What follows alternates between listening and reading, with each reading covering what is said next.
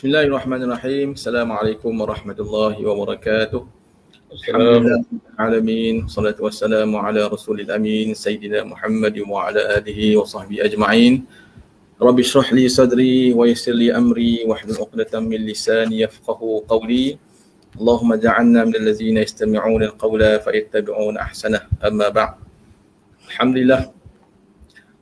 Pertamanya marilah sama-sama kita merafakkan kesyukuran kepada Allah Subhanahu wa taala kerana pada malam ini kita dapat bersama-sama dalam majlis ilmu secara live, iaitu kita dalam majlis ceramah Korban, ceramah sempena Hari Raya Korban yang kita adakan live daripada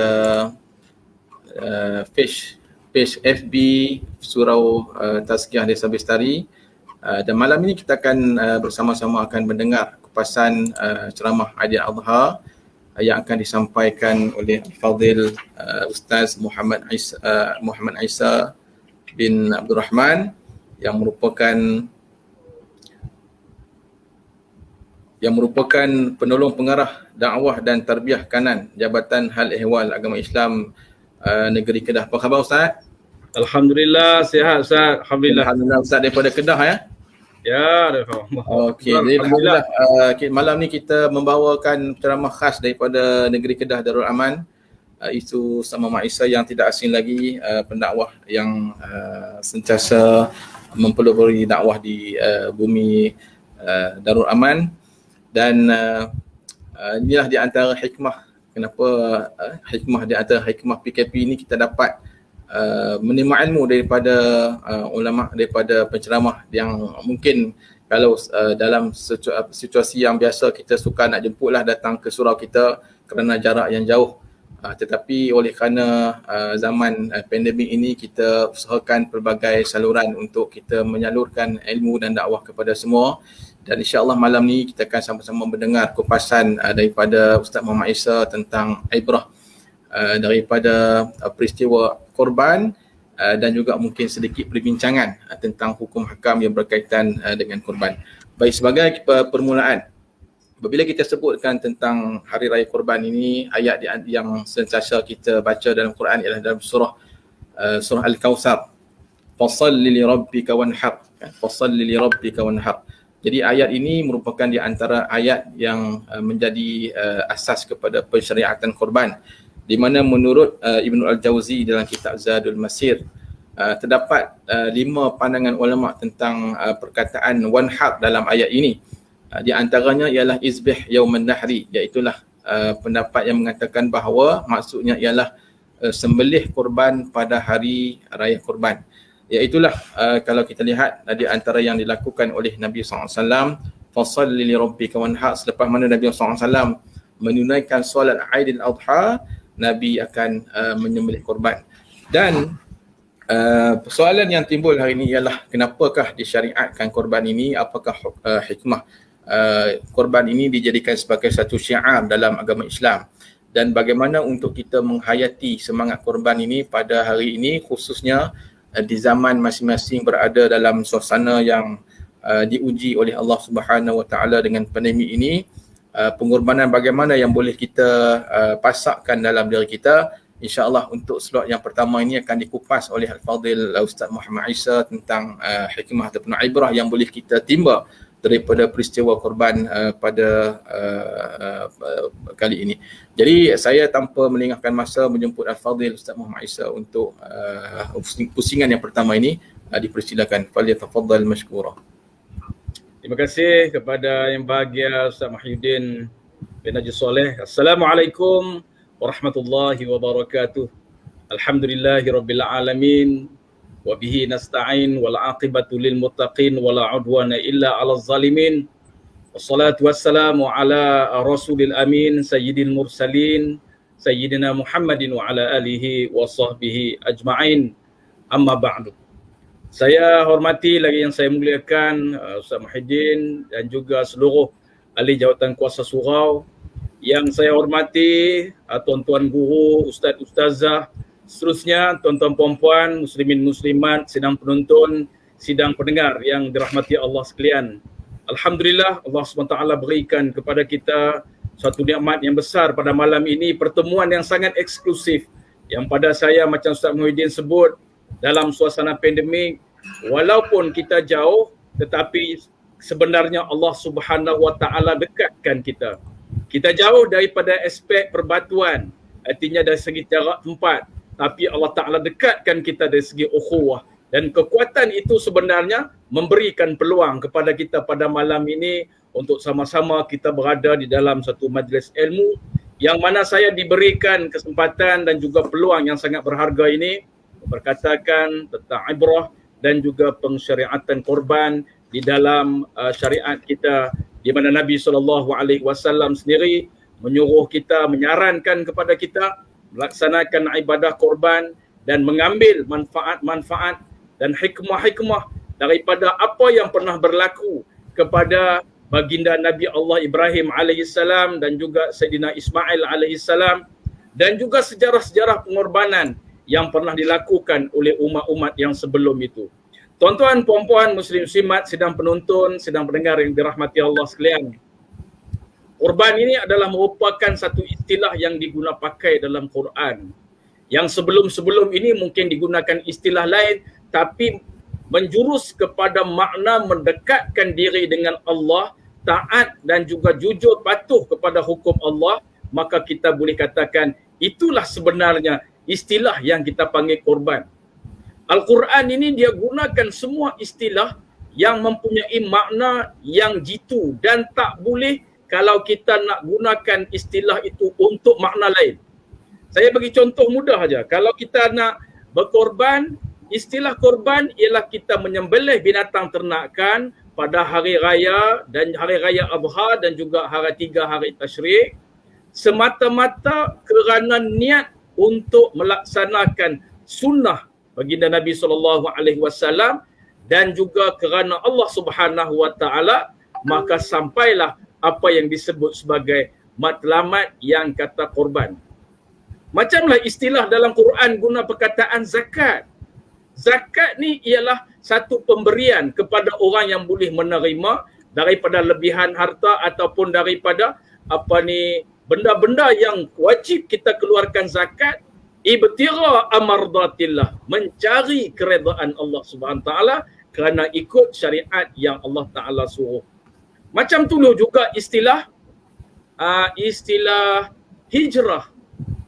Hijrah ini adalah satu keadaan di mana seseorang berpindah, berubah kerana ibtira amardatillah wa batahu fadlan min Allah. Dua maksud ini maka sampai matlamat hijrah. Maka kalau guna untuk benda lain, jangan nama hijrah, jangan nama korban. Tak boleh, tak sesuai. Dia berkorban diri semata-mata kerana nak menunjukkan dia punya keberanian dia. Itu jangan guna istilah korban. Istilah tu seolah-olah tak tepat dengan makna dia. Tak tepat dengan makna dia. Dia berpindah daripada Kuala Lumpur nak pergi ke Negeri Sembilan kerana nak mencari kekasih dia yang lari. Jangan sebut hijrah. Itu adalah pindah. Itu adalah musafir, tapi bukan hijrah. Kerana istilah hijrah, istilah korban, istilah zakat, istilah murni yang Allah Ta'ala guna dalam Al-Quran. Tuan-tuan, puan-puan, muslim-muslimat, sidang penonton, sidang pendengar yang dirahmati Allah sekalian, gunalah istilah korban ini dengan kaedah yang betul, dan mana-mana orang melakukan perkara yang sama tapi hatinya tak betul, niatnya tak betul, maka saya mengatakan bahawa tidak sempurna apa yang dia laksanakan dari segi aspek korban. Tuan-tuan, puan-puan, muslim-muslimat, sidang penonton, sidang hadirin, sidang pendengar yang dirahmati Allah sekalian, kalau di dalam kitab disebutkan banyaklah di antara hikmah-hikmah laksanaan korban ini. Di antaranya ialah untuk membuktikan keimanan, ketaatan, kesyukuran kita kepada Allah Subhanahu Wa Taala di atas rezeki-rezeki yang kita dapat. Ada orang kampung yang dia berkorban sepanjang tahun. Dia jual buah nyok, buah kelapa, dia jual kerisik, dia jual apa lagi, kucai. Kami orang kat belah Kedah ni panggil kucai. Dia jual semua benda ni lebihan daripada apa yang dia nak guna, dia simpan untuk buat korban pada ketika bulan Zulhijjah nanti. Pengorbanan yang dalam sepanjang hidup dia kerana kesyukuran daripada rezeki yang Tuhan bagi kat dia. Walaupun hidup dia nampak taklah senang sangat macam kita, senang susah payah dalam keadaan sederhana, tapi setiap tahun dia melakukan ibadah korban. Bila kita tanya macam mana, rupanya itu kaedah yang dia pakai. Membuktikan keimanan dia, ketaatan dia, kesyukuran dia terhadap nikmat-nikmat yang Allah Ta'ala beri kepada kita. Yang keduanya, hikmah korban ini dia mendidik manusia supaya sentiasa simpati dengan orang, rasa kasih sayang dengan orang. Tuan-tuan perempuan, kita mungkin orang yang selalu makan daging, 2-3 hari makan daging, 2-3 hari kita makan daging lembu, pergi beli kat pasar, pergi beli kat market. Tapi bagaimana orang yang tak ada kemampuan untuk beli? Maka dia duk tunggu pada setiap tahun bila melaksanakan ibadah korban, kalau boleh hantarlah kat dia. Maka ini adalah merupakan salah satu daripada hikmah kita nak tunjukkan simpati, bagi timbang rasa, kita korbankan sebahagian daripada apa yang kita miliki untuk menggembirakan hati orang pada hari raya Aidil Adha dan juga 3 hari Tasyrik. Tuan-tuan boleh tengok wajah orang yang gembira bila kita sedekahkan daging korban ni sebenarnya. Yang ketiga, selain daripada itu juga melatih manusia supaya sentiasa berkorban untuk menegakkan syiar Allah. Artinya pengorbanan ni adalah merupakan satu proses yang berlaku secara continuous, secara berterusan. Dalam kehidupan kita, pengorbanan ini berlaku secara berterusan. Berkorbannya seorang ayah, berkorbannya seorang ibu, berkorbannya seorang anak, berkorbannya seorang pemimpin untuk orang-orang yang di bawah pimpinan dia. Dia akan ada satu proses yang berterusan kerana pengorbanan adalah merupakan perjuangan. Tuan-tuan, puan-puan, muslim muslimat, sedang penonton, sedang pendengar yang dirahmati Allah sekalian, selain daripada itu juga kita berkorban ini melahirkan kegembiraan pada hari kebesaran Islam, dan yang paling pentingnya ialah berkorban mengerat silaturahim. Saya tak tahu di sebelah Selangor sana boleh korban ke tak tahun ni. Kami di Kedah dalam suasana SOP yang ketat, dalam suasana pandemik yang ada sekarang, boleh berkorban satu hari cuma 5 ekor saja. 1 ekor lembu yang petugas hanya lebih kurang dalam 10-11 orang, 12 orang saja, tak lebih daripada tu. Walau macam mana pun, silaturahim tetap berjalan. Silaturahim tetap berlaku.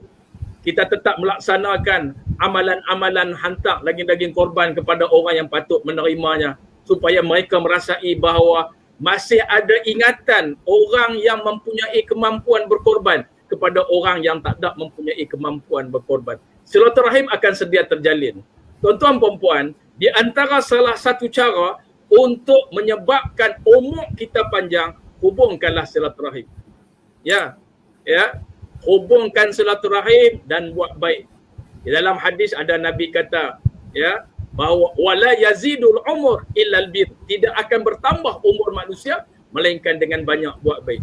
Okey? Jadi banyak kita hubungkan silaturahim, banyak kita buat baik dengan orang, insya-Allah Tuhan panjang umur kita. InsyaAllah Allah Ta'ala jauhkan kita daripada suasana ataupun pandemik yang kita sedang alami pada hari ini. InsyaAllah lah. Ya, Allah Ta'ala Rasulullah dah kata dah, bagi orang yang menghubungkan silaturahim, Allah Ta'ala panjangkan umur dia. Panjang umur ni maksud dia, jasa bakti dia diingati walaupun dalam umur dia yang pendek. Kalaulah betul Allah Ta'ala panjangkan umur dia, diberikan hidup dia itu dalam jangka masa yang panjang. Ya. Tuan-tuan jangan rasa berat, rasa tak mau nak berdoa bagi panjang umur. Boleh. Ya, boleh doa kalau nak minta panjang umur. Sebab itu guru saya kata, di antara salah satu cara untuk panjang umur, yang pertama berdoa, yang kedua banyak buat baik, yang ketiga banyak kita menghubungkan silaturahim. Ya. Jadi sebab itu, kalau kita hubungkan silaturahim, banyak bersedekah, banyak berdoa, ada satu ketentuan Allah Ta'ala kepada manusia yang kita sebut sebagai qada mu'allaq, yang Allah Ta'ala akan panjangkan umur kita di Lauhil Mahfuz supaya kita panjang umur di atas doa kita, di atas doa sahabat-sahabat kepada kita. Dan yang terakhirnya ialah ambil iktibar daripada peristiwa.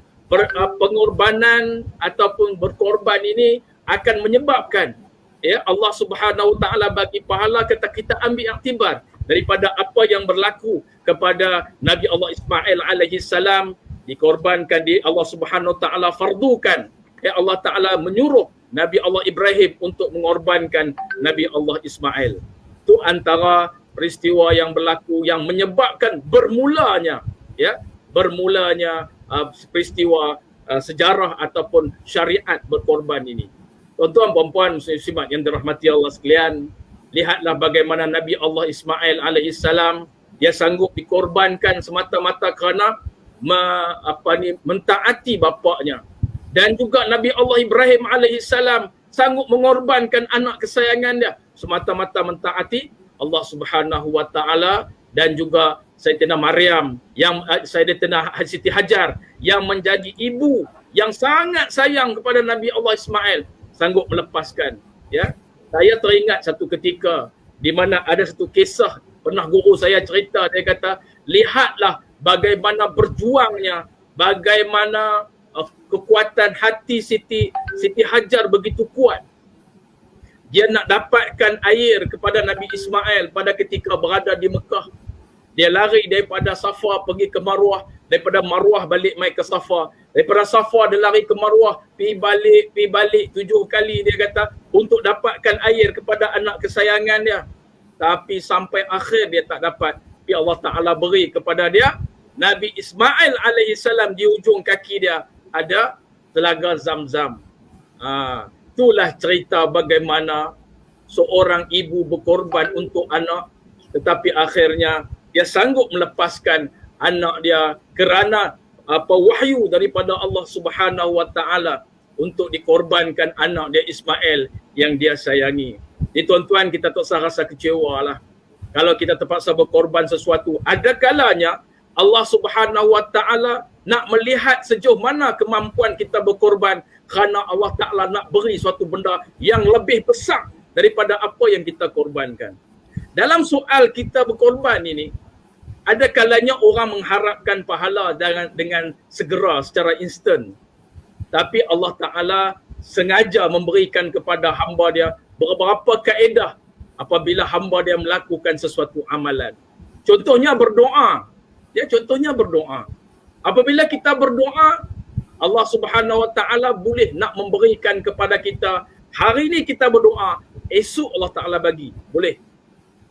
Ada kalanya Allah Ta'ala beri kepada kita, kita doa minta sesuatu, Allah Ta'ala tak bagi lagi. Ditangguhkan kepada satu masa yang sesuai, baru dia bagi kat kita. Yang kedua. Yang ketiga, ada kalanya bila kita berdoa, ada kalanya bila kita berusaha, Allah Ta'ala tak bagi kat kita lagi. Tapi diberi kepada orang yang ada kaitan dengan kita. Mungkin kita yang berdoa, tapi diberi kepada isteri kita, diberi kepada suami kita, diberi kepada anak-anak kita. Kita yang doa, tapi Allah Ta'ala beri kepada mereka. Itu maksud dia, makbul juga doa. Ada kalanya, bila kita berdoa, kita tak dapat apa yang kita nak, tetapi diberikan dalam bentuk lain. Berdoa minta sihat, minta kaya. Allah Ta'ala bagi kita sihat. Sihat dah cukup kaya. Kita minta jadi orang kaya. Allah Ta'ala beri anak-anak kepada kita. Kerana anak-anak adalah harta. Maka kita kaya. Bagi macam tu keadaan dia.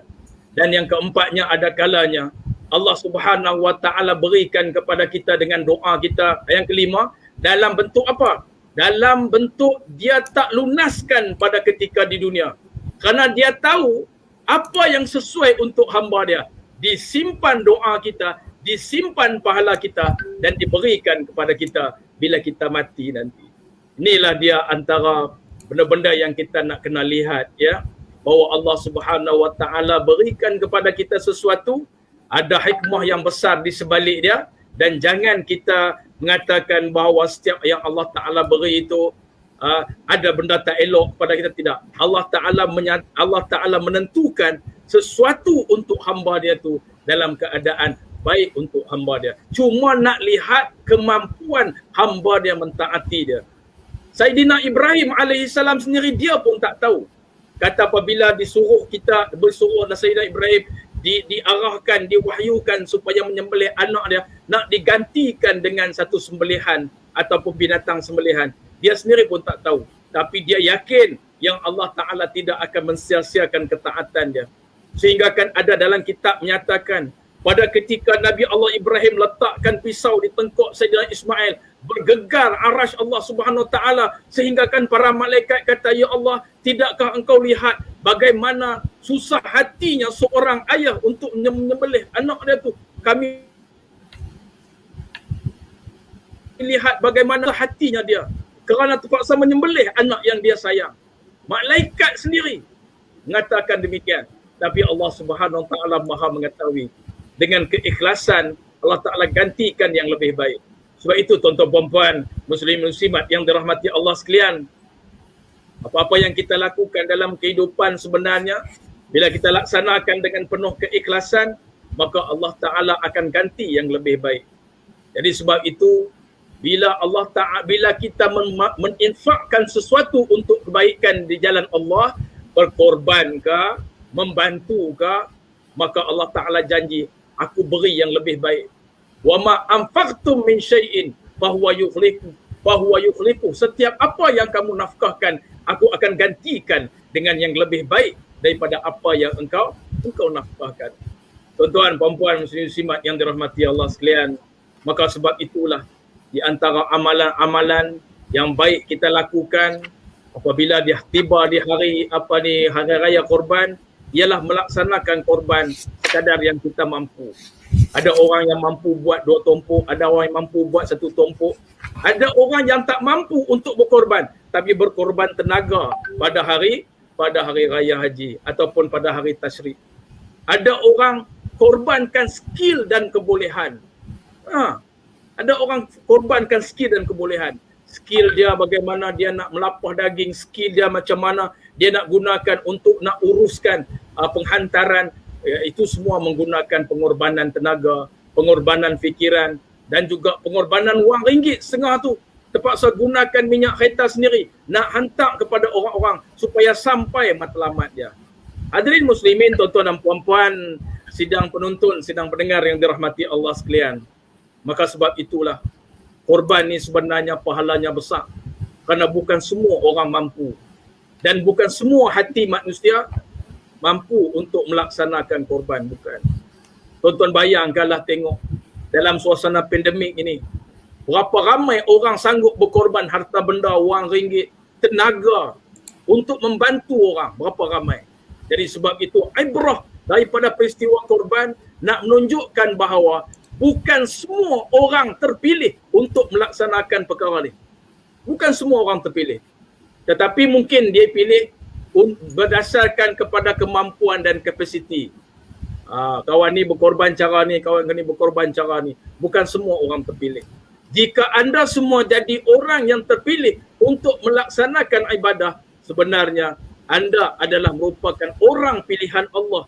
Di waktu saat-saat orang memerlukan bantuan, maka di waktu itu kita sanggup berkorban. Pahala lebih banyak sebenarnya. Kita berkorban untuk orang yang sangat memerlukan berbanding dengan kita berkorban untuk orang yang biasa-biasa saja. Sebenarnya pahala dia tak sama. Macam ibarat bagi makan orang yang lapar dengan bagi makan orang yang biasa-biasa yang tak lapar. Pahala dia tak sama. Ya, bagi makan orang yang betul-betul dahaga, bagi makan orang yang betul-betul lapar, pahala dia tidak sama berbanding dengan kita bagi kepada orang yang dah kenyang, orang yang tak dahaga. Pahala dia tak sama di sisi Allah Subhanahu Wa Taala. Jadi lihatlah bagaimana wajah-wajah riang, wajah-wajah seronok orang bila kita berkorban, kita sedekah pada dia dalam bentuk daging, sedekah pada dia dalam bentuk ada setengah tu makanan. Bukan semua orang terima daging, tuan-tuan, dalam suasana berkorban. Waktu saya jadi imam dulu, di masjid saya ada 5-6 orang yang kami panggil gelandangan. Gelandangan ni, tuan-tuan, jangan bagi daging kat dia sebab dia tak ada dapur nak masak. Kita masak di rumah, bawa pi dan sedekah kat dia. Tuan-tuan, lihatlah macam mana seronoknya wajah dia makan daging daripada korban yang kita dah masak bagi kat dia. Kalau kita bagi daging mentah pun dia akan sedekah ke orang je sebab dia tak ada dapur, dia tak ada apa. Tu gelandangan-gelandangan yang menerima dengan muka wajah yang sangat seronok. suasana yang macam ni lah. Saya tak tahulah tuan-tuan yang berada di Selangor macam mana boleh tak peluang ini dapat. Tapi kami di sebelah Kedah ni, inilah sebenarnya yang kami harapkan supaya dapat peluang untuk melaksanakan ibadah korban dengan sempurna. Tuan-tuan, puan-puan, muslim-muslimat, sidang penonton, sidang pendengar yang dirahmati Allah sekalian. Tradisi melaksanakan ibadah korban adalah merupakan tradisi yang ada nilai ta'abbud dalam kehidupan kita. Jadi daging korban tu sendiri ada nilai ta'abbud. Ada orang kata, minta maaf Ustaz, saya tak boleh makan daging, cuba ambil sikit daging korban kerana dia ada nilai ta'abbud. Kalau kita rasa, kalau kita makan, kemungkinan Allah Ta'ala akan beri kepada kita kesihatan dan sebagainya.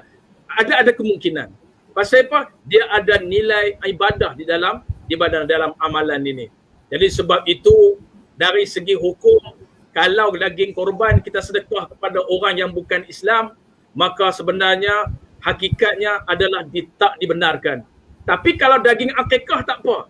Tak sampai beratnya lagi hukum macam dengan daging korban. Daging akikah tak apa. Jadi sebab itulah dia ada nilai-nilai ta'abbud, nilai-nilai ibadah pada setiap perkara yang kita buat. Dagingnya, tulangnya, kulitnya, semuanya ada kebajikan. Di sisi Allah Subhanahu Wa Ta'ala, setiap suap yang orang makan daripada daging korban kita, maka Allah Ta'ala beri kepada kita pahala kerana kita buat korban, orang makan daging korban yang kita buat. Jadi Allah Ta'ala bagi pahala yang banyak. Sebab itulah tuan-tuan puan-puan, bagi orang yang menerima sedekah daging korban, jangan lupa dua perkara kita nak doa kepada orang yang buat korban. Doa apa? Yang pertama, Ya Allah, Engkau berkatkanlah orang yang bagi daging korban kepada aku tahun ini, Ya Allah. Tuan-tuan ingat senang kat tahun ni, dalam suasana pandemik ni, ada orang buat korban dan sedekah kat kita. Doa yang pertama, Ya Allah, Engkau berkatkanlah harta daripada orang yang sedekah daging korban ke aku. Dan Ya Allah, Engkau gantikanlah dengan pahala ataupun dengan daging korban yang lebih baik daripada apa yang dia berikan kepada aku. Tuan-tuan, jangan terima saja. Jangan kata barakallah saja. Jangan kata terima kasih banyak-banyak tuan. Lagi tak bagus, jangan kata awak sikit sangat. Hak tu lagi tak bagus. Ada setengah orang kita sedekah daging sikit, dia kata kat kita, awak sikit sangat. Dengar kata sembelih sampai 5-6 ekor. Amboi. Kalau ia pun hang ucaplah terima kasih kat kawan bawa mai walaupun sekilo. Sekilo tu dia rasa sikit. Tak tahulah dia biasa makan banyak mana, kita tak tahulah. Tapi sekilo dia rasa sikit. Dia gamak kata. Dia gamak kata apa? Kata awak sikit sangat. Tuan-tuan, ada satu kisah tuan-tuan. Bagaimana kami duk buat kerja korban ni. Tiba-tiba ada seorang tua, dia dipanggil oleh cucu dia balik ke rumah. Dia tengah duk buat kerja di tempat korban ni. Dia pun balik ke rumah. Lepas tu kami yang grup yang duk buat kerja korban lupa nak hantar sikit daging korban yang orang sedekah balik kat kami tu untuk bagi kat dia. Petang tu dia cerita ke orang, kata untuk tahun ni orang tak sedekah daging korban kat aku. Kalau malam ni ada orang buat mai, haram aku makan daging korban. Tiba-tiba cerita tu sampai di telinga saya. Saya pun pergi rumah dia, bawa daging korban. Ada lebihan daging korban, saya bawa, saya pergi kat dia. Dia kata, saya habaq dah, kata saya tahun ni haram makan daging korban. Tuan-tuan tahu saya habaq apa? Saya kata nak habaq betul-betul lah Kak Pak Lang. Yang kata haram makan daging korban ni orang kafir saja, orang bukan Islam saja. Pak Lang Islam ke tak? Dia kata Islam. Islam kena terima daging korban ni. Dia pun ambil awak balik, awak masuk dalam rumah dia, boh dalam TA. Jangan duk kata. Tuan-tuan perempuan, walaupun dia kecil hati, tapi janganlah sampai kata haram makan daging korban. Tuan-tuan muslimin, hadirin sidang penonton, sidang yang pendengar yang saya hormati sekalian. Itulah dia sebenarnya pengorbanan yang menyebabkan pahala yang besar di sisi Allah Subhanahu Wa Taala. Bagaimana berkorbannya Nabi Allah Ibrahim untuk menyembelih Ismail, maka cerita itu ataupun kisah itu, ibrah itu, kita hari ini laksanakan dengan penuh ketaatan. Dalam suasana susah payah, kita masih laksanakan dia. Tak ada lagi lah 1 tahun kita tak buat korban, tak ada lagi. walaupun dalam suasana pandemik, tapi Allah Ta'ala masih beri kepada kita peluang-peluang keemasan, peluang-peluang eksklusif untuk kita melaksanakan ibadah ini. Sedaya mungkin laksanakanlah dengan penuh keikhlasan, kerana setiap apa yang kita buat, Allah Ta'ala ganti kepada kita dalam bentuk tadi. Mungkin dia tak ganti dalam bentuk cepat, dia ganti dalam bentuk yang ditangguh. Mungkin dia tak ganti dalam bentuk daging korban, dia ganti dalam bentuk murahnya rezeki kita bila setiap tahun kita buat korban. Ataupun disimpan pahala korban kita ni, diberi kepada kita bila kita sampai di alam akhirat esok. Hadirin muslimin, tuan-tuan dan puan-puan, sedang penonton, sedang pendengar yang dirahmati Allah. Itulah yang kita nak kalau boleh. Biarlah kita perbetulkan niat, biarlah kita ikhlaskan hati kita bila kita melakukan apa saja perkara. Kerana di antara benda yang kita korban, yang paling bersih di sisi Allah Ta'ala ialah korban yang penuh keikhlasan, dan juga korban itu hanya dua perkara, ibtira amardatillah wa bataru fadlan min Allah, mencari mengejar keredaan Allah Subhanahu wa Ta'ala. Jadi sebab itu nak buat soal-soal kebaikan, tuan-tuan, jangan tunggu kebaikan cari kita. Dalam melaksanakan ketaatan, kalau boleh jangan tunggu peluang. Kita kena rebut peluang. Jangan tunggu peluang. Peluang susah nak main kat kita. Kita kena rebut peluang. Jangan lepaskan peluang bila dah dapat peluang. Untuk buat kebaikan, bila dah ada depan mata kita, jangan lepaskan peluang bila dah kita dapat peluang. Kita terus grab, ambil terus, laksanakan kebaikan bila kita dah dapat peluang. Dan yang ketiganya, kalau kita peluang pun tak dapat, peluang pun kita tak jumpa, yang ketiganya, cuba bentukkan supaya jadi peluang. Contohnya, kita create untuk dapatkan peluang buat korban juga. Macam mana cara dia? Mungkin ada di kalangan sahabat-sahabat kita, dia buat korban, lepas tu kita tolong dia. Mungkin dia kata, aku kali ni aku buat korban, aku nak sedekahkan pahala korban ni untuk orang yang pernah berkhidmat kepada aku, maka sampai pahala dia sebenarnya. Jadi sebab itu pada saya, jika seandainya orang yang dah mati, ya, dia dah mati dan dia tak wasiat pun untuk buat korban untuk dia, tuan-tuan nak buat juga korban bagi dia dapat pahala. Macam mana tuan-tuan cara dia? Cara dia ialah kita buat korban atas nama kita, selesai korban itu dibuat, selesai sembelihan itu dibuat, ketika kita dah nak edarkan daging korban, kita niat dalam hati kita, ya Allah, aku jadikan pahala korban aku tahun ini, aku nak sedekahkan kepada mak ayah aku yang mana mereka dah mati, maka sampai pahala itu kepada mereka. Tak perlu kita buat atas nama mereka. Kalau buat atas nama orang mati, mereka tak wasiat, dia jadi sedekah biasa.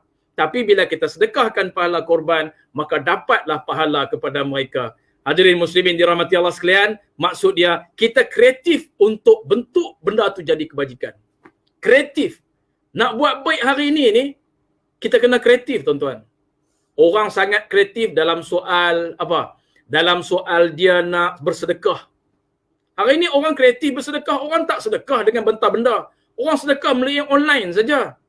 Minta nombor akaun, terus sedekah, terus melalui online. Kreatifnya dia nak buat kebajikan. Walaupun sikit. Sahabat-sahabat saya ada yang bersedekah tapi tak banyak. RM10, RM5. Tapi ramai pakat sedekah. Maka jadilah kebaikan untuk orang yang kita sedekah itu. Itu nama dia kreatif. Ada orang yang bentukkan peluang untuk orang bersedekah, buat satu tabung dengan satu akaun, nama apa ni yayasan dan sebagainya, semua orang akan tabung ke dalam itu dan akhirnya diedarkan kepada orang dalam suasana pandemik ini. Orang susah, tuan-tuan. Sedekah kepada orang susah dengan sedekah kepada orang tak susah, tak sama, tuan-tuan. Dalam suasana sekarang, orang amat memerlukan bantuan. Apatah lagi bantuan dalam bentuk mata benda, bantuan dalam bentuk support semangat. Ada setengah orang dah hilang semangat untuk hidup, sampai ada yang sanggup melakukan bunuh diri ataupun sanggup menghilangkan nyawa dengan sendiri. Dia sanggup hilangkan nyawa dia semata-mata kena kecewa dalam kehidupan. Apa kata kita support mereka dengan semangat? Bahawa kehidupan ini ada nilai dia. Dan orang yang melakukan perkara itu walaupun dia berdosa besar, tapi sebenarnya dia tak terkeluar daripada ajaran Islam. Koklah kita kata dia jatuh kufur ke, ataupun dia jadi orang murtad ke tak. Dia cuma jadi orang yang berdosa besar. Dan orang yang membunuh diri ini adalah merupakan orang yang hilang siuman akal dia. Kewarasan akal dia hilang. Kalau tidak, tak manusia biasa-biasa yang dalam keadaan normal dia tak akan bunuh diri, tuan-tuan. Hadirin muslimin dan dirahmati Allah sekalian, cuba lihat-lihat orang-orang di sebelah rumah kita, jiran-jiran di depan rumah kita. Kalau ada mereka bermasalah tapi malu untuk menyatakan bahawa kesusahan mereka, sebab sebelum ni mungkin mereka orang senang. Maka apa kata kita berkorban sikit, rasa tanggungjawab kita tu kita korbankan, beri sesuatu yang boleh dimanfaatkan oleh sahabat-sahabat kita. Dalam suasana sekarang ni tuan-tuan, tak kira di mana, di Pekan ke. Saya pernah sekali bila ada satu orang sahabat saya yang sebelum ni kami tahu dia senang, tapi dia suruh anak dia mai ke rumah, minta sikit duit untuk nak makan ya hari tu. Saya telefon dia, saya kata, "Abang, pak siapa lah bang hantar anak mai minta?" Dia kata, "Saya malu Ustaz, selama ni saya Ustaz tahu kata saya hidup pun senang lah, tak sampah lah dengan orang. Tapi sekarang ni Ustaz memang tak ada sungguh-sungguh dah. Saya pun bagi kat dia RM1, saya kata duit ni bukan duit hutang. Duit ni adalah duit orang jariah kat saya sedekah kat sana. Kan saya sedekah kat ayah dia. Tapi kalau tuan-tuan sebelah Selangor main minta pula, tak ada lah, duit tu habis dah. Saya bagi, saya kata tuan-tuan main minta pula. Saya nak cerita je kata betapa dalam suasana sekarang orang berbagai-bagai menah, berbagai-bagai masalah mereka hadapi. Apa kata kita berkorban sikit untuk mereka? Berkorban dalam bentuk mata benda, berkorban dalam bentuk bagi semangat, berkorban dalam bentuk kita cari jalan untuk membantu sedaya yang kita mungkin. Tuan-tuan, hadirin muslimin, sidang penonton, sidang pendengar yang dirahmati Allah sekalian, marilah kita jadi orang yang prihatin dalam suasana hari ini. Korban untuk seseorang, korban untuk sahabat handai kita, korban untuk orang-orang dalam keluarga kita. Saya, Ustaz Muhyiddin, sahabat-sahabat kami yang duduk di kampung hari ini, ada yang WhatsApp kat kami kata berbagai-bagai masalah mereka hadapi. Kita nak balik tak boleh. Ada orang yang buat tabung, masukkan sedikit dana dalam tabung, pergi bagi kepada sahabat-sahabat kita yang duduk di kampung.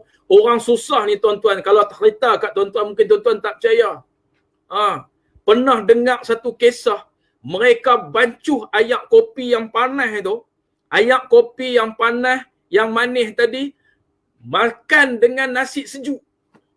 Tuang buat macam dengan apa, orang betulkan cendol, orang panggil serawar, orang belah Kedah panggil serawar. Tuang buat macam serawar tu makan, tak ada makanan nak makan. Sampai kita pun tengok sedih. Last baru kita tahu kata dia susah, ada orang bantu, alhamdulillah. Lepas tu ramai orang lah mula bantu. Tapi mereka ni alhamdulillah lah, disebabkan oleh kebaikan mereka, Allah Ta'ala hidupkan hati manusia supaya bantu mereka. Alhamdulillah mereka dapat dibantu. Tapi nak cerita kat tuan-tuan, percayalah bahawa dalam situasi hari ini, cukup dengan kita sedekah 1 kilo kepada satu orang yang tak pernah makan daging selama hampir sebulan, 2 bulan ini. Cuba lihatlah gembiranya wajah dia. Dan mudah-mudahan macam mana gembiranya wajah orang yang terima pemberian, macam itulah harap-harapnya gembiranya hati kita bila bertemu dengan Allah Subhanahu Wa Ta'ala nanti. Setiap titis darah yang turun ke bumi, Allah Ta'ala kira itu sebagai kebajikan. Setiap bulu yang ada pada binatang ternakan yang kita sembelih, Allah Ta'ala kira kebajikan. Dan setiap tenaga dan peluh yang kita bawa keluar untuk kita kumpul duit nak berkorban, setiap itu Allah Ta'ala berikan kebajikan. Maka sebab itulah, di antara perniagaan yang tuan-tuan perempuan takkan rugi sama sekali di akhirat adalah perniagaan dengan Allah Subhanahu Wa Ta'ala. Kita tanam modal di sisi Allah, nanti tunggulah kita tuai pada hari akhirat esok. Dia akan berkembang, dia akan jadi satu dana yang sangat berharga. Dan mudah-mudahan dengan banyaknya kita buat kebajikan ketika di dunia, kita jadi jutawan akhirat. Orang bangga jadi jutawan dunia sebab dengan harta dia boleh tolong orang. Tapi apa kata kita jadi orang yang jadi jutawan pada ketika hari akhirat besok. Jutawan akhirat yang mempunyai dana yang banyak, yang mempunyai saham yang banyak, yang mengalir saham dia setiap masa walaupun dia telah mati. Maka orang yang macam tu, orang yang banyak infak kepada jalan Allah Subhanahu wa taala. Tuan-tuan, para penonton, sidang pendengar muslimin muslimat yang dirahmati Allah. Itulah dia bila kita cerita pasal pengorbanan. Bagaimana orang melakukan sesuatu dengan niat ikhlas kerana Allah Subhanahu wa taala. Dan kadang-kadang kita sendiri pun tak tahu siapa yang duk sedekah benda ni. Tuan-tuan, ada satu kisah yang berlaku kepada beberapa sahabat kami di sini, di mana tak pernah ada bil elektrik, tak pernah ada bil air yang mereka tengok di masjid. Tak ada. Mereka heran siapa yang duk bayar bil air, bil api ni. Ni saya kata orang yang kreatif buat baik tadi ni. Bila dah dia meninggal dunia pada satu ketika di bulan Ramadan, dia meninggal dunia, lepas tu baru bil air dengan bil api wujud di masjid. Baru orang tahu, tuan-tuan, selama ini ada seorang laki-laki yang tak kaya pun.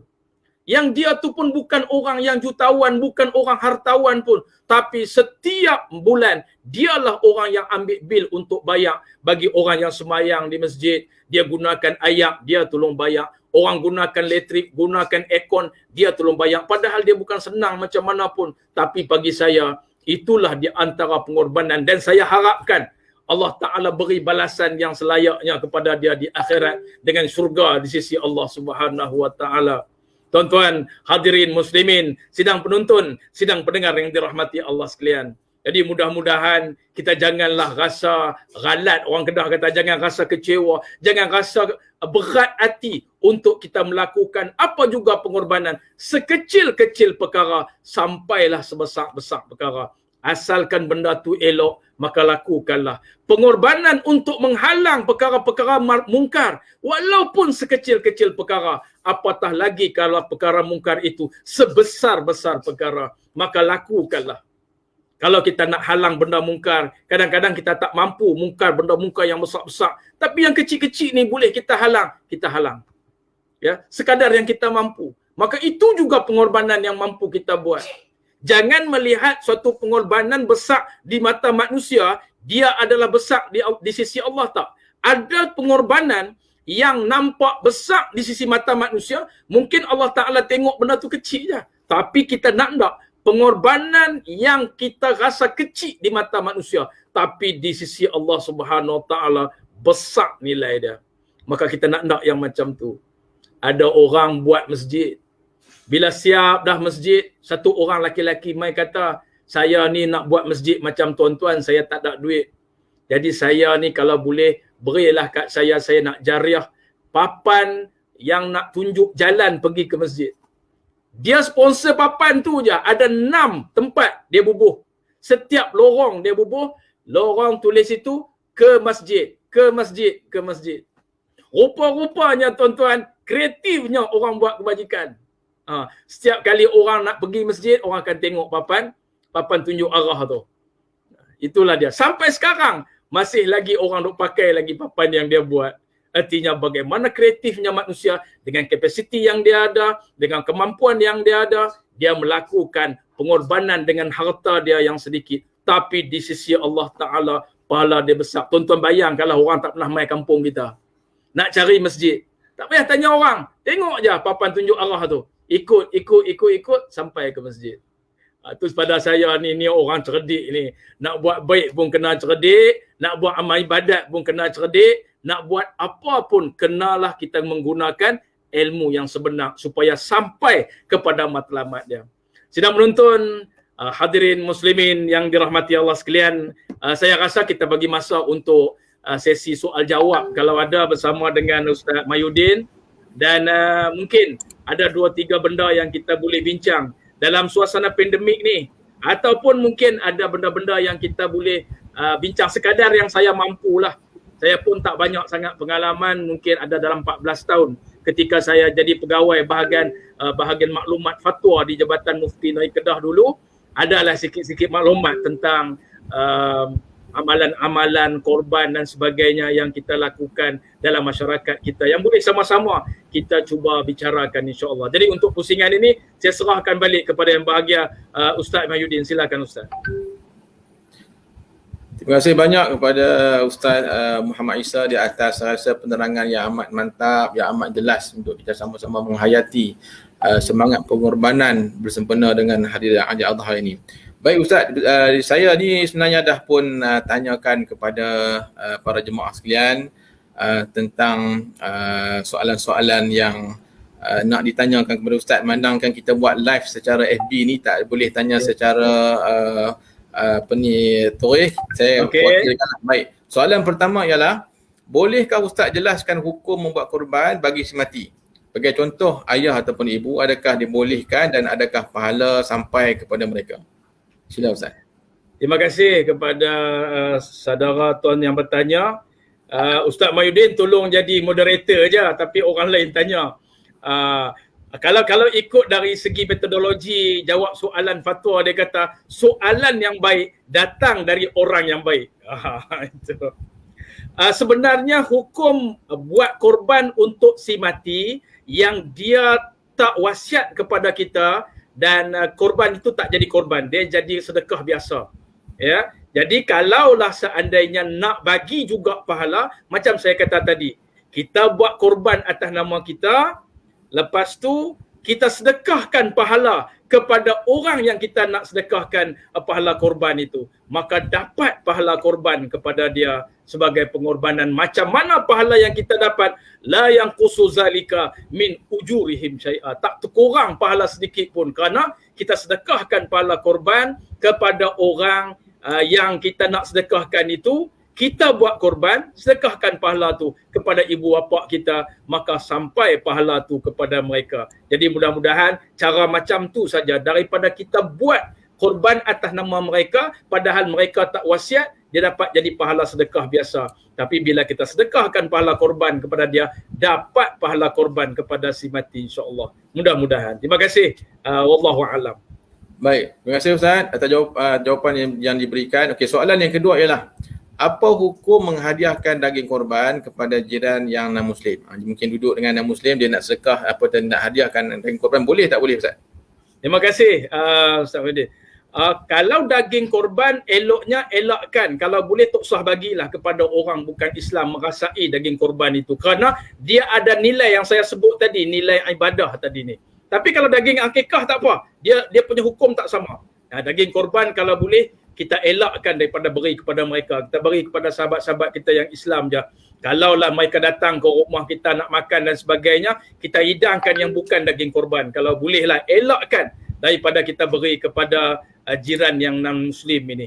Jadi itu pandangan daripada saya lah. Dan secara apa yang saya faham, sebenarnya pandangan ini adalah merupakan sesuatu yang elok kita buat. Kerana daging korban ni dia ada nilai ta'abudi dia tersendiri. Jadi kita buat, kita beri kepada orang yang Muslim saja. Kalau boleh elakkan daripada bagi kepada orang yang bukan Islam. Wallahu a'lam. Baik, terima kasih Ustaz. Soalan yang ketiga pula ni, bila kita ada soalan 7 soalan Ustaz. InsyaAllah masa ada. Teruskan. Yang ketiga, bagaimanakah cara untuk melaksanakan korban yang dihadiahkan oleh kerajaan ataupun ahli parlimen yang bukan Islam? Jadi kita nak uruskan bagaimana Ustaz? Okey, terima kasih. Ada satu trend ya, trend yang orang-orang yang jadi exco ke, yang jadi ahli-ahli pihak kerajaan ke, bagi kat kita, ya, bagi kat kita. Lagi bagus kalau dia beri kepada ketua kita ataupun seorang menerima sebagai wakil, dia terima daripada pihak kerajaan. Kemudian lembu yang berkenaan sebenarnya pihak kerajaan dia bukan siapa-siapa. Dia beri kepada kita, kita gunakan lembu tu bubuh nama anak-anak buah kita ataupun orang-orang dalam pejabat kita. 7 orang dalam pejabat kita bubuh nama atas lembu tu kerana kita wakil menerima daripada pihak kerajaan. Bubuh 7 nama, lepas tu boleh buat korban. Kalau sembelih pada waktu hari raya dan 3 hari tasyrik lah. Kalau dia sembelih sebelum raya Ustaz Mahyudin, tu tak jadi korban Ustaz Mahyudin, jadi sembelih biasa buat nuri je. Tapi kalau sembelih dalam waktu korban dan juga sembelih pada ketika 3 hari tasyrik, elok masukkan 7 nama staf yang di bawah kita dengan daging korban. Tapi orang yang terima wakil tu, dia tu mungkin majikan ataupun orang yang diberikan kepada dia mandat untuk terima wakil, dialah yang akan edarkan daging tu tumpuk-tumpuk tu kepada 7 nama supaya jadi juga korban. Ya, kalau seandainya orang yang non muslim bagi, bila dah bagi kat kita, itu jadi hak kita. Jadi hak kita, maka kita boleh buat korban untuk sahabat-sahabat kita kerana mereka beri itu kepada kita, dah jadi hak kita dah. Kita boleh buat. Itu yang saya sebut sebagai melakukan pengorbanan bila lembu itu diberi oleh siapa-siapa lah, ahli parlimen ke, pihak kerajaan yang bukan Islam ke, lagi bagi macam tu. Kalau mereka nak masuk sekali dalam tu, yang tu dia tak jadi korban untuk mereka jadi sembelih beza lah. Tak jadi korban. Ya, sebab ahli Islam saja. Allah alam. Okey, alhamdulillah. Okay, soalan yang jawapan yang jelas lah. Okey, yang berikutnya soalan keempat, adakah daging korban dan akikah boleh campur dan untuk masak? Sekali kita campurkan daging korban dengan akikah ni, kita masak sekali. Boleh tak Ustaz? Ya, terima kasih Ustaz. Dia sebaik-baiknya korban ini daging dia disedekah secara mentah. Manakala akikah pula daging dia dimasak. Tapi bila bercampur kedua-duanya, bila masak sekali tak salah, tak ada masalah apa. Sebab yang nak makan pun kita juga. Kerana daging akikah dia disedekahkan kepada orang-orang siapa sajalah. Kerana siapa sajalah buat kenduri ke apa kan, dibagi, boleh bagi. Daging korban kita sedekah kepada orang miskin 1/3, kepada orang kaya 1/3, kepada tuan peserta korban 1/3. Jadi kalaulah nak buat kenduri apa, dia hendaklah orang bagi kat kita ataupun hak kita sendiri buat kenduri. Kalau campur dengan daging akikah tak ada salah apa. Boleh makan macam biasa, tak ada salah apa, insya-Allah. Ya, boleh. Baik, jazakallah. Okay, soalan yang kelima ni, betul-betul soalan untuk Ustaz ni. Kalau seekor lembu bolehkah diakikahkan dan korban dalam bahagian tersebut? Maknanya dia nak dalam seekor lembu 7 bahagian, ada bahagian 7 bahagian, nak share. Ya. Terima kasih Ustaz. Amalan ni ada orang buat. Sampai sekarang ada orang buat. Dalam 7 tumpuk, 3 tumpuk korban, 3 tumpuk korban, 4 tumpuk akikah. Ada dalam dalam seekor lembu tu 6 tumpuk buat korban, 1 tumpuk buat akikah. Kerana 1 tumpuk korban dia sama dengan seekor kambing lah. Kalau macam dengan anak perempuan 1 tumpuk, anak laki-laki 2 tumpuk.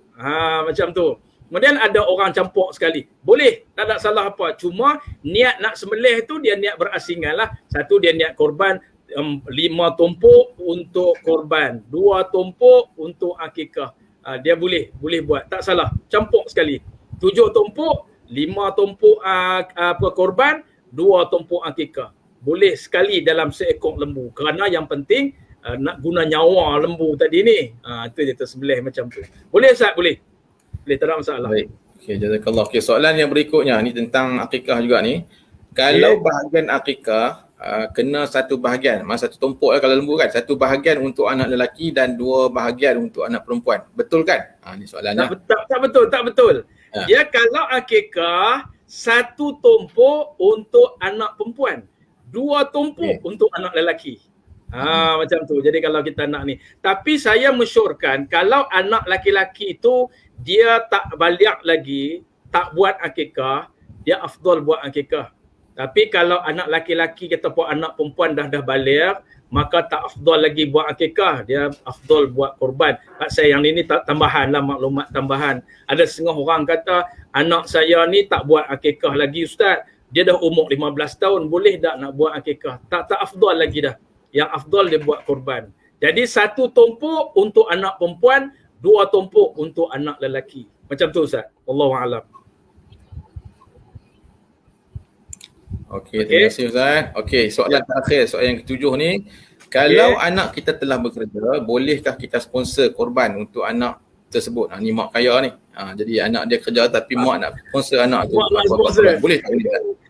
Pak Saifullah dia tak sponsor kat kita Ustaz Muhyiddin. Dia sponsor kat anak dia. Boleh, tak ada salah apa.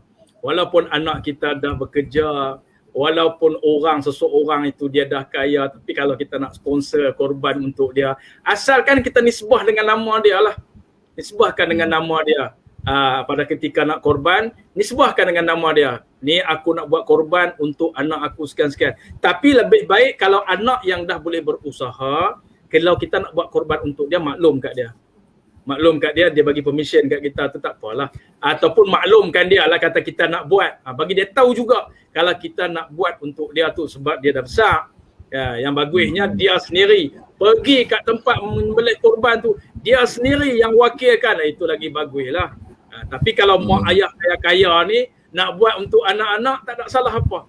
Boleh buat walaupun anak dia dah pun boleh berusaha dan mungkin anak dia pun dah senang. Boleh buat, tak ada masalah. Silakan, tak ada masalah. Makna mak dapat pahala untuk pahala hadiah, Ya. jadi anak pun dapat pahala korban lah. Anak lah dapat pahala korban. Okey. Baik. Dan sebenarnya Ustaz, kita buat korban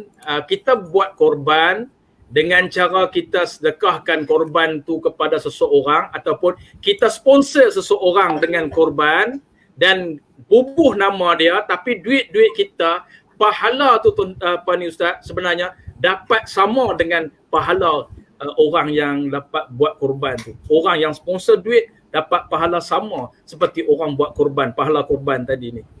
Tu pasal daripada dia timbul amalan korban tu, dia datang daripada duit kita.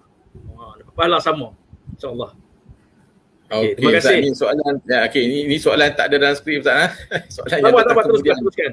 Baik, Assalamualaikum Ustaz. Berkenaan dengan perkara-perkara sunat seperti potong kuku dan bercukur, bolehkah dia berniat lewat, contoh 3 atau 4 Zulhijjah?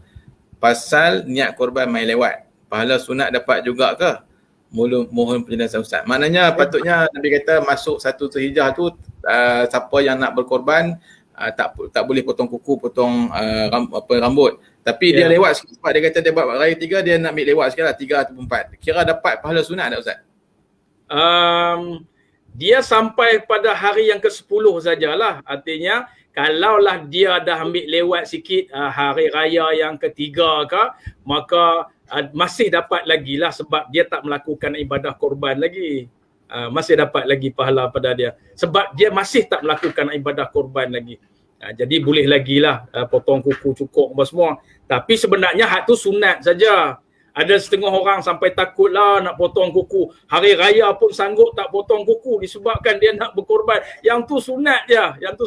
Tuan-tuan janganlah berat sampai tara tu. Tapi tak apa, kalau nak ikut sunnah ni okey. Kerana biasanya Rasulullah melaksanakan korban pada hari raya yang pertama tu, sebab tu Rasulullah 1 sampai 10 macam tu. Tapi bila kita nak buat pada hari lain, maka kalau kita masih lagi berjaga berpantang sampai kita sembelih, maka masih lagi dapat pahala sunat insya-Allah. Wallahu a'lam. Insya-Allah dapat. Baik, tuan-tuan yang masih lagi ada nak tanyakan soalan, insya-Allah boleh tanyakan kerana kita masih lagi ada masa, lebih kurang insya-Allah dalam 10 suku ke kita tamat lah.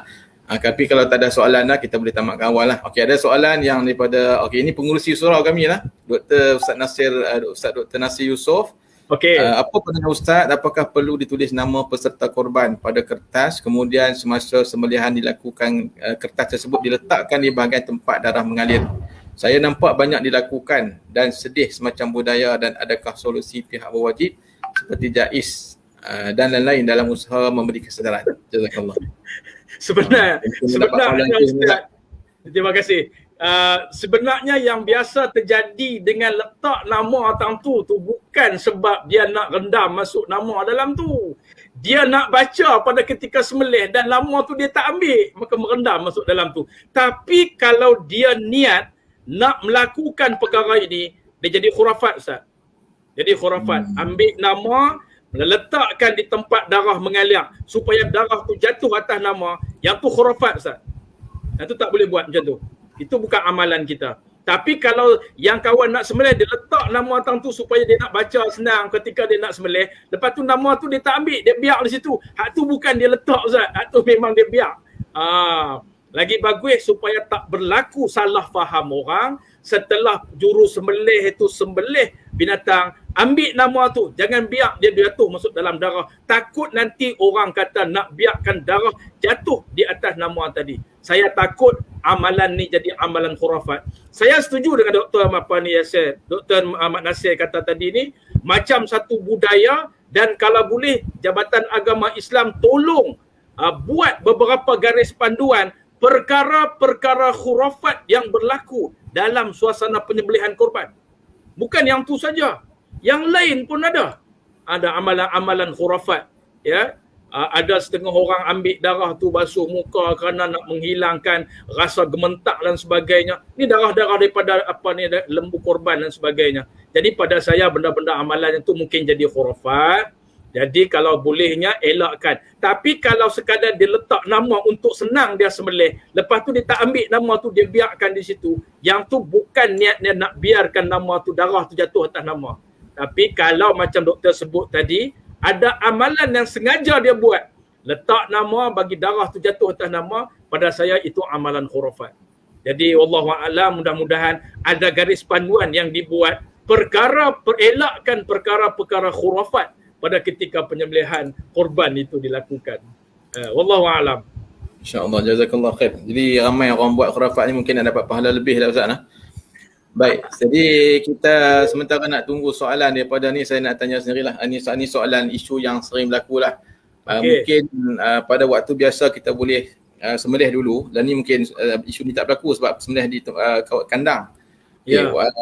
Dalam keadaan yang sebelum ini, ada kes-kes di mana apabila korban ini dilaksanakan, lembu tu dah sembelih dah, kan, dah sembelih, tiba-tiba dia bangkit balik, dia lari apa semua. Yang ni kes macam ni kita nak buat macam mana Ustaz untuk kalau kita nak nak biar dia mati, ataupun kita boleh ambil sembelih lagi ke macam mana kalau pendapat Ustaz? Terima kasih. Dan lembu yang dah disembelih, lepas tu dia dah putih dia punya halqum dan marih dia, maka lembu tu tak boleh disembelih semula. Tunggu sampai dia mati je. Kalau dia ambil masa 1 hari ke 2 hari ke, tunggu sampai dia mati. Dan insya-Allah darah yang keluar daripada badan akan menyebabkan dia mati. Cuma mungkin dia lambat mati kerana disebabkan oleh proses-proses dalam badan dia kuat dan sebagainya. Tapi sembelih semula untuk kali kedua tak perlu dah. Ya, dengan sembelihan tu putih dah halqum, putih dah urat marih dah, maka kita kata mungkin ada urat darah yang tak putih. Jadi mungkin dia lambat sikit nak mati. Maka kita kena tunggu dia sampailah dia mati. Ya, sampai dia mati. Dan pahala yang kawan sembelih korban tu sebenarnya dapat dah pahala dia. Cuma ini special case kerana lembu korban tu tak mati lagi pada waktu kita memerlukan untuk nyawa dia tadi. Wallahu alam. Tapi tu sembelih semula tak payah. Ini dalam situasi yang sama juga. Kalaulah lembu liang tiba-tiba dia lari semua, boleh tak kita menggantikan kaedah sembelihan biasa ni dengan kaedah al-aqru, iaitulah sembelihan special ketika mana dalam keadaan darurat. Iaitu dikira boleh tak dalam segi korbannya? Okey. Kalau sembelihan diterima kalau seandainya lembu itu tak dapat kita nak sembelih dengan cara biasa. Contohnya dia jatuh kepala dia dalam lubang selut, yang ada di atas tu cuma belakang dia saja. Jadi kita nak selamatkan dia, maka itulah cara dia. Asalkan dia tak dalam keadaan cacat dan sebagainya lah. Jadi masih lagi boleh kita terima sebagai sembelihan. Kerana dalam aspek sembelihan pun itu dalam keadaan darurat masih diterima boleh. Tak ada masalah. Asalkan dia mati dalam keadaan elok lah. Okey. Baik, terima kasih banyak Ustaz di atas jawapan yang diberikan. Mana kita tunggu lagi kalau ada soalan. Kalau tak ada ni kita dah 1 minit 2 lagi kita tunggu. Sambil-sambil tunggu pada tuan-tuan yang tuan-tuan dan perempuan yang sedang melihat secara live rancangan kita ni, boleh juga untuk kalau nak berhasrat untuk menyumbang kepada akaun surau. Jadi tuan-tuan bolehlah melihat kepada akaun surau yang terpapar di skrin di bawah itu. Okey, insya-Allah mudah-mudahan dapat sebanyak menampung perjalanan surau kita ni di mana-mana juga untuk sepanjang tempoh PKP ni insya-Allah. Okey. Jadi nampaknya dah 1 minit 2 ni tak ada lagi soalan. Saya rasa mungkin dah jelas lah apa yang Ustaz terangkan kepada kita semua tentang ibrah dan pensyariatan korban. InsyaAllah mudah-mudahan kita semua dapat menghayati ceramah ini dengan baik dan dapat kita amalkan konsep korban ini dalam kehidupan kita. Kerana dalam surah Al-Hijr ayat 34 Allah berfirman, lan yanalallaha luhumuha wala dimauha walakin yanaluhu taqwa minkum. Allah Ta'ala tak tengok kepada darah ataupun daging daripada lembu tersebut, tapi yang dapat kita kira ialah takwa yang kita nak hiaskan dalam diri kita masing-masing selepas mana ibadat korban tersebut dilakukan. Jadi insya-Allah jangan rasa rugi untuk kita buat korban ini, kerana kalau kita beli dengan harga sekarang RM800 Ustaz, di Selangor RM800, kita boleh beli dapat 40-50 kilo sendiri dah.